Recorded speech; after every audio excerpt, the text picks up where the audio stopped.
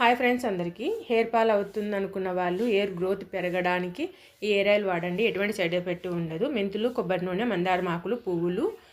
ఇప్పుడు ఒక గిన్నె స్టవ్ మీద పెట్టుకొని స్టవ్ వెలిగించుకున్నాము. కొబ్బరి నూనె వేసుకొని కొద్దిసేపు వేడినవనిద్దాం. ఈ కొబ్బరి నూనె అయితే నేను తయారు చేసుకుంది మా ఇంట్లో. ఇప్పుడు నూనె వేడైన తర్వాత మెంతులు వేసుకున్నాము.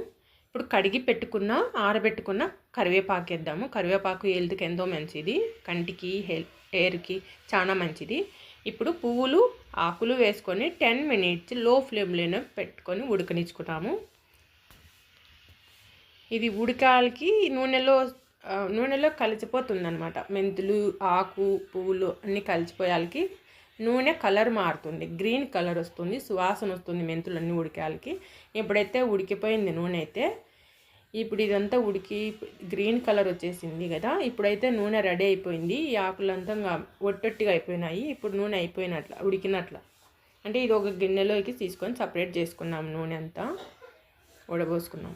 ఇప్పుడు నూనె సపరేట్ చేసుకొని కొద్దిసేపు చల్లారనిచ్చుకొని డబ్బాలోకి వేసి పెట్టుకుంటే మనం రెగ్యులర్గా వాడుతూ ఉంటే హెయిర్ ఫాల్ అవ్వదు, హెయిర్ గ్రోత్ పెరుగుతుంది.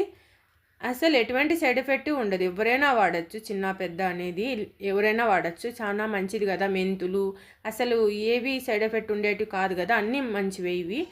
నేను మా పాప అయితే రెగ్యులర్గా ఇదే వాడతాము. మా పాపకైతే జుట్టు బాగా పెరిగింది. అందుకు తట్టుకో ఈ వీడియో చేసి పెడదామనేసి ఈరోజైతే నేను ఈ వీడియో చేసినాను. మీకు నచ్చితే లైక్ చేసి సబ్స్క్రైబ్ చేసుకోండి. ఇట్లాంటి వీడియోలు ఎన్నో వస్తాయి. మా ఛానల్ని సబ్స్క్రైబ్ చేయండి, లైక్ చేయండి. మా వీడియో నచ్చుతుందని అనుకుంటున్నాను. Thank you friends. Bye bye. Thank you for watching.